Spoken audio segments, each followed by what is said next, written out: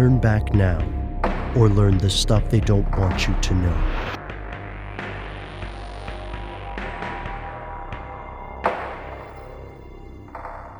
You've heard of the Salem witch trials. In a bout of paranoia lasting from 1692 to 1693, over 140 people were accused of witchcraft.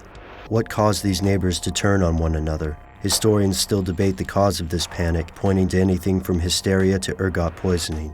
But there's another skeleton in New England's closet, one just as tragic and mysterious: the vampire panic.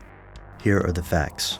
The New England vampire panic took place between 1799 and 1892. Families in Vermont, Connecticut, and Rhode Island dug up and desecrated the corpses of family members to stop them from returning.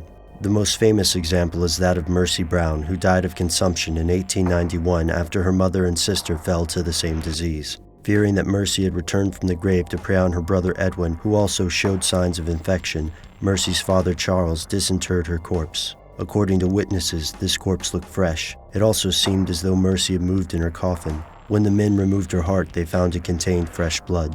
Charles burned Mercy's heart and fed the ashes to his son Edwin to counteract the vampire's influence.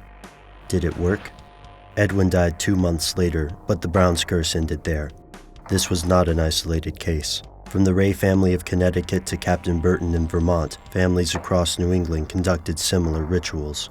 What made them think their relatives were vampires? It's hard to imagine this happening today, but back then New England was a very different place. Poor farmers dotted the countryside and often had no one else to rely on in an emergency. One of the worst diseases of the time was consumption, which we know as tuberculosis today.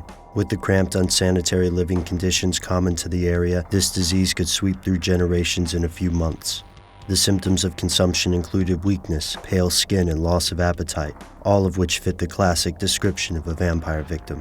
As this sickness spread from one family member to the next, relatives believed they were falling prey to vampires. Vampire myths also came before forensic science. Since the skin recedes upon death, it often looks like a corpse's fingernail and hair continue to grow. A buildup of gas in a corpse can also give it a bloated appearance, as though it has recently fed.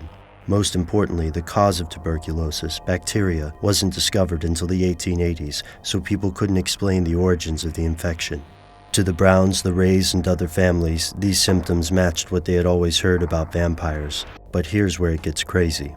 Why did these families only desecrate some corpses? Mercy's mother and sister died before her, but they stayed buried. Henry Nelson's father died, but only his brothers were disinterred. This pattern repeats itself in cases throughout New England. Something made these communities believe one grave held a vampire and another held a common corpse. But what was it?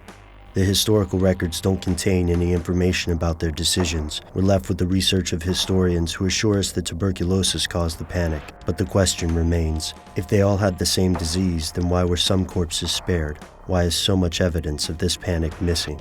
Could it be a bacterial infection mixed with superstition and tragedy? Or could it be something else? Something more sinister, buried in time and purposefully forgotten. Something they don't want you to know.